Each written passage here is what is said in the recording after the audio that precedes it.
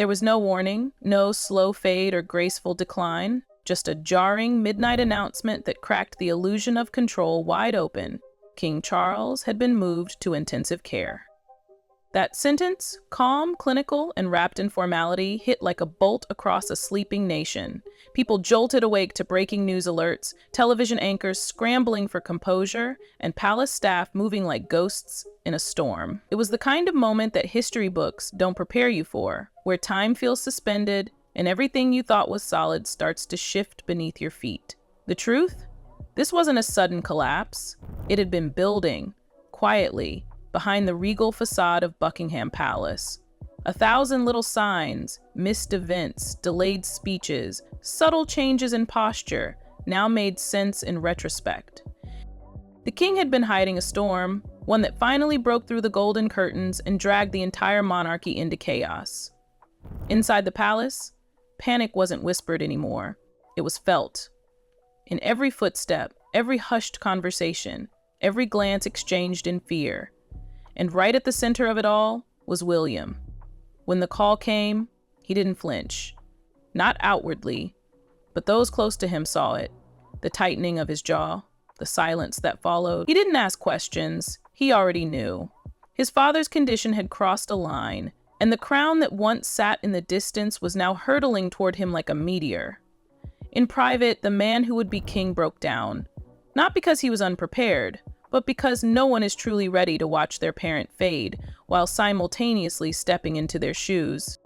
He walked the halls of Kensington Palace that night like a man trapped between two lives, one as a grieving son and the other as the next sovereign of a nation holding its breath.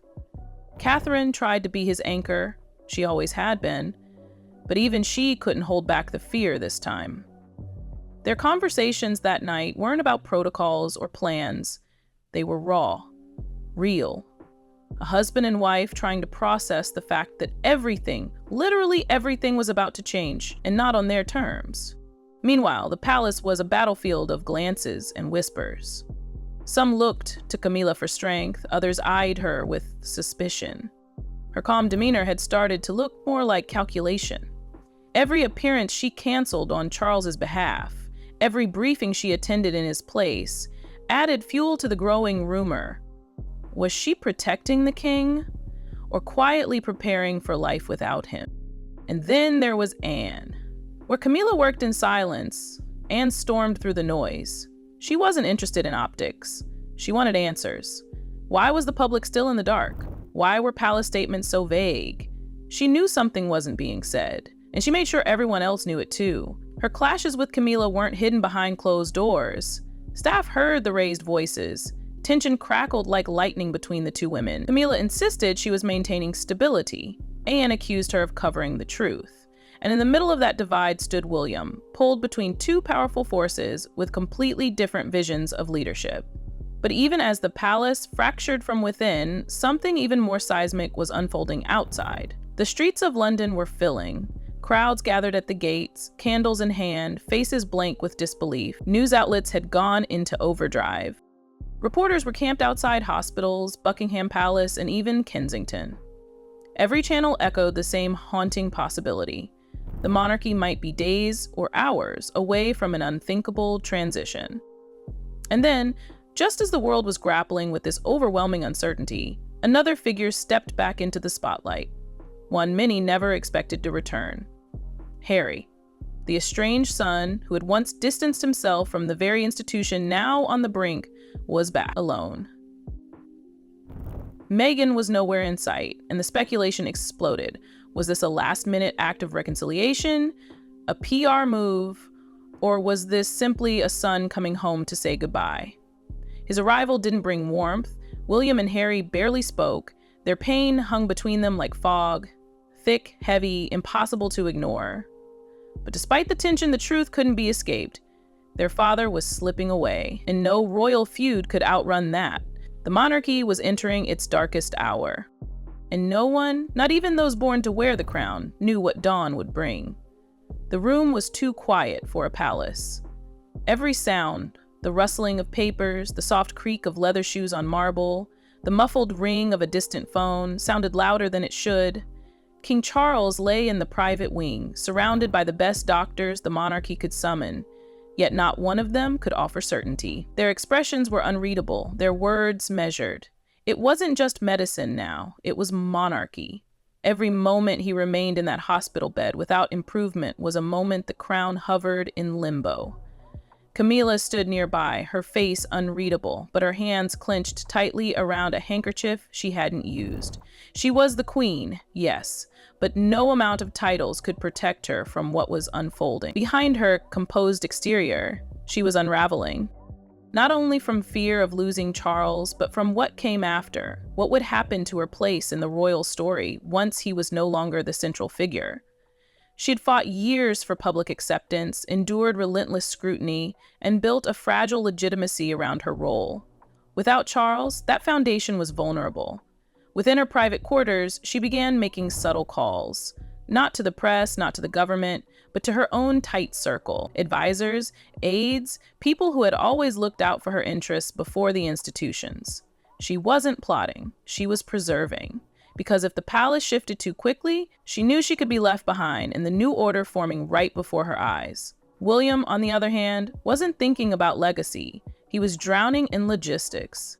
Within hours of Charles being moved to intensive care, high-level meetings had been triggered without fanfare. Not the public sort. These were quiet, off-the-record consultations. Legal advisors, constitutional scholars, senior clerks of the Privy Council, all asking the same question. If the king couldn't recover, what happens next? The answer was as clear as it was unwanted. The regency would have to be invoked. Or, if things deteriorated further, an abdication confirmed by Parliament. But how do you plan for the collapse of a reign when the monarch is still technically breathing? William tried to stay composed, but in the rare moments he was alone, truly alone, he stared at the crown seal embossed on the emergency documents, waiting for his signature, and felt physically ill. That crown, so ceremonial and distant for most of his life, now felt like a burden etched into his skin. It wasn't about stepping into history. It was about losing his father in front of the world and having no choice but to smile for the cameras when it happened. Anne stayed rooted by Charles's side. She'd always been the least theatrical of the royals, the one who did her duties without fuss or spotlight. But now, her quiet presence was a force. She questioned doctors more directly than anyone else. When advisors tried to soften the reality, she cut through the niceties. "Don't give me protocol, give me facts," she snapped at one physician. Her focus wasn't on future titles or ceremonies. It was on making sure Charles had dignity in whatever time remained. Outside, public pressure surged to boiling point. The lack of transparent updates led to a dangerous cocktail of conspiracy and grief. Headlines screamed speculations. Some claimed the king had already passed. Others reported that William was about to be sworn in within hours. Memes, tributes, outrage, they all flooded social media at once. The royal family's silence was creating a vacuum that the internet was more than willing to fill. Inside the palace, a different kind of firestorm was erupting. A series of secret briefings had exposed just how fragile the institution had become. High-ranking officials whispered about how close the government was to declaring a constitutional emergency. If the king's status remained uncertain for more than 72 hours, the system would be forced to act. But the greatest tension wasn't between the palace and the press, or even between William and Camilla. It was between the monarchy and time. Every minute that passed added weight to the question no one wanted to answer. What if Charles never returns? The unspoken war between Camilla and Anne intensified. Camilla had begun quietly positioning herself as the senior face of continuity, taking on small symbolic duties that hadn't been assigned to her. She insisted on reviewing documents, attending internal briefings, and having her own aides present during sensitive meetings. Anne saw it clearly. This wasn't a wife preserving her husband's legacy. This was a queen in limbo trying to expand her footprint before the throne slipped away. And yet, as much as Anne resented the maneuvering, even she knew Camilla wasn't entirely wrong. The monarchy couldn't afford chaos, but it also couldn't afford deception. Then came the tipping point.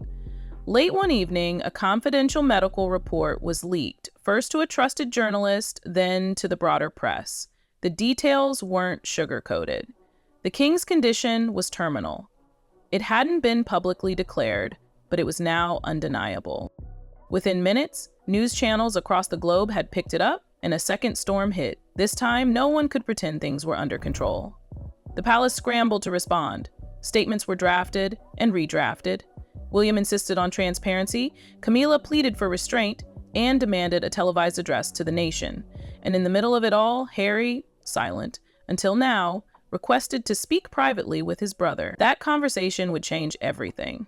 The room was dim, lit only by the soft glow of a desk lamp. William stood by the window, jaw clenched, eyes distant. When the door creaked open and Harry stepped in, the silence between them felt as heavy as the crown itself. They didn't speak at first. The weight of unspoken apologies, buried grief, and bruised history made words feel impossible. But it was Harry who broke it. "I didn't come back for anything but him." William didn't respond right away. He didn't need to. He knew what Harry meant. This wasn't about roles, reconciliation, or reputation. It was about a father, a man they both loved in completely different ways, and a man they were about to lose. Their conversation wasn't long. It didn't need to be. It wasn't warm, but it was honest. And for the first time in years, there was no press, no protocol, no performance. Just two brothers standing on the edge of something irreversible. Meanwhile, in the heart of Buckingham Palace, final preparations had begun. Couriers were dispatched in the middle of the night. Documents marked with the royal seal were reviewed by candlelight. The Prime Minister had been quietly alerted. The Archbishop was on standby, and an ancient tradition, one that had only been triggered a handful of times in centuries, was being pulled from the archives, the emergency abdication protocol. The king's final hours were quiet. He was surrounded by the people who had shaped his life. Camila held his hand, her face pale but resolute. Anne sat by his side, refusing to shed tears in front of anyone. William and Harry stood near the door, not saying much but present. The air was thick with grief, but also clarity. Charles had made his final decision hours earlier. He would not die on the throne. His last decree was simple and devastating. He asked for the crown to be passed immediately. He didn't want a long goodbye. He didn't want fanfare or national mourning before continuity was assured. He wanted his legacy to be one of duty, not drama. By dawn, the news was confirmed. King Charles III had officially stepped down. The wording was delicate, due to the irreversible nature of His Majesty's health condition, and in accordance with royal protocol and medical counsel, the crown shall be transferred with immediate effect. There was no ceremony, no golden carriage, just a televised address. William appeared before the nation, eyes reddened but steady. "My father has always placed duty before self," he said, voice cracking only slightly, and in his final act as monarch, he chose to ensure that duty continues. The country didn't erupt in celebration. There were no street parties or fireworks. Instead, there was a deep, collective exhale, a moment of unified grief, respect, and the heavy realization that the page had truly turned. Camilla's influence faded instantly. With Charles no longer king, her position dissolved into ambiguity. The woman who had once been at the heart of royal decision-making now found herself gently edged to the side. She didn't fight it, not because she had no fight left, but because she knew. The story had moved on. Anne became the bridge. She organized the internal transitions, communicated with staff, and held the family together like scaffolding. She didn't seek recognition, but her presence was everywhere, in the press briefings, in the coordination of new royal duties, and in the late-night calls to world leaders offering reassurances. As for Harry, he didn't stay long. He attended one final private gathering, just family, and then returned to California without a single public appearance. No interviews, no statements, just silence. And perhaps that was the most respectful gesture of all. William's ascension wasn't marked by jubilation. It was solemn, almost reluctant. But he stepped into the role with a quiet strength that surprised even his harshest critics. His first act as monarch wasn't political. It wasn't ceremonial. It was personal. He walked to the palace gates, where mourners had gathered for days, and stood among them.